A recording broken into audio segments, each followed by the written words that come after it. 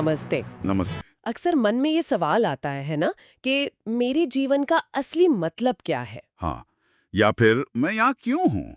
ये बहुत आम सवाल हैं। और कभी-कभी लगता है कि दिशा नहीं मिल रही, जो थोड़ा परेशान करता है।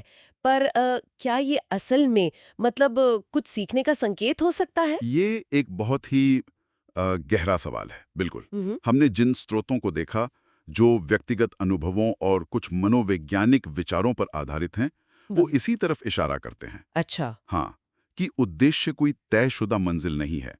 वो एक एहसास ज्यादा है, एक अंदर की दिशा। एक दिशा। हाँ, ठीक है।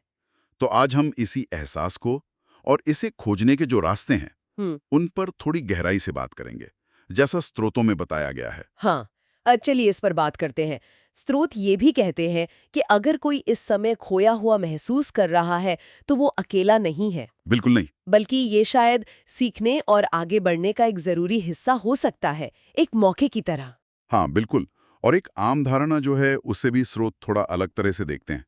कौन सी धारणा? यही कि उद्देश्य मतलब कोई बड़ा पेशा या पद, जैसे डॉक्टर बनना या कोई कलाकार या अफसर। हाँ, अक्सर लोग ऐसा ही सोचते हैं। पर जो स्रोत हमने देखे, वो कहते हैं कि ये तस्वीर पूरी नहीं है। उद्देश्य इससे कहीं ज्यादा गहरा है। अच्छा, तो मतलब ये सिर्फ बाहरी कामयाबी नहीं है। नहीं, स्रोतों के हिसाब से ये एक अंदरूनी एहसास ज्यादा है। अंदरूनी एहसास जैसे? जैसे दूसरों की मदद करके जो सुकून मिलता है, या कोई काम जिसमें आप इतने खो जाएं कि वक्त का पता ही ना चले। हाँ हाँ, होता है ऐसा। या वो काम करना जिससे आपको और शायद दूसरों को भी सच्ची वाली खुशी मिले। ये किसी टाइटल या पोस्ट से ज्यादा जुड़ाव और संतोष की भावना है। एक दिशा है, मंजिल नहीं। ये दिलचस्प है। तो फिर सवाल ये है कि इस अंदरूनी दिशा को, इस एहसास को ढूंढा कैसे जाए? क्या स्रोत इसमें कुछ मदद करते हैं? हाँ, बिल्कुल। कुछ प्रैक्टिकल सुझाव हैं। ये एक अहम बात है, अपनी जिज्ञासा पर ध्यान देना। जिज्ञासा। हाँ, मतलब आप किन चीज़ों को जानने के लिए उत्सुक रहते हैं।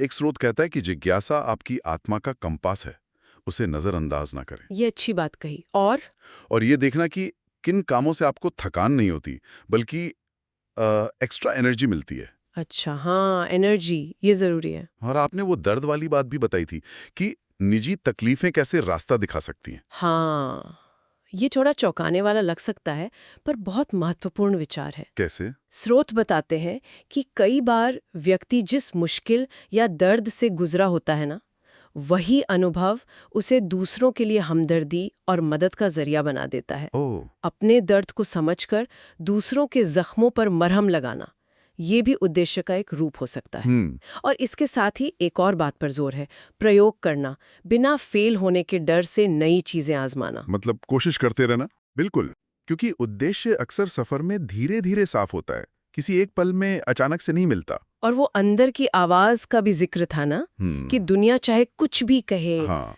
हाँ, बिल्कुल।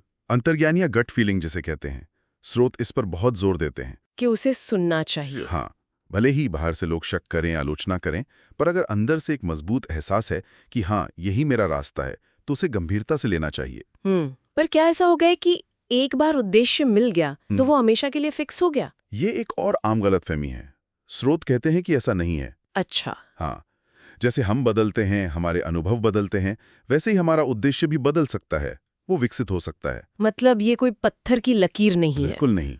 जरूरी ये है कि हम अपने आज के सच के साथ जुड़े रहें, वर्तमान में रहें, किसी एक पुराने विचार से चिपकने के बजाय जीवन के बहाव के साथ बहना। तो अगर मैं सार निकालूं तो उद्देश्य कोई बड़ा अवार्ड जीतना या किसी ऊंचे पद पर पहुंचना नहीं है, हाँ, बल्कि अपनी रोजमर्रा की जिंदगी को, अपने काम को, अपने रिश्तों को एक गहरे मतलब और संतोष के साथ जीना है। आपने बिल्कुल सही समझा, एकदम सही। रोज के छोटे छोटे कामों में, किसी की चुपचाप मदद कर देने में, अपने काम को ईमानदारी से करने में, इन सब में उद्देश्य मिल सकता है। हम्म। स्रोत मानते हैं कि रास्ता शायद लंबा हो, कभी मुश्किलें भी आएं, पर हर कदम के साथ ना स्पष्टता और अंदरूनी ताकत बढ़ती है। गिरकर उठने में भी एक शक्ति है। बस चलते रहना और दिल की सुनना जरूरी है। तो ये तो जीने का एक तरीका हुआ, हाँ, किसी आखिरी स्टेशन पे पहुंचने की रेस नहीं। बिल्कुल। अपने हर पल को, हर काम को पूरे दिल से करना। और यहीं से एक सोचने वाली बात निकलती है। अगर उद्देश्य कोई मंजिल नहीं है, बल्कि जीने का एक तरीका है, तो आज ऐसा कौन सा एक छोटा सा काम किया जा सकता है जिससे उद्देश्यपूर्ण होने का वो एहसास जगे, भले ही अभी पूरी बड़ी तस्वीर साफ न दिख रही हो? इस पर सोचा जा सकता है।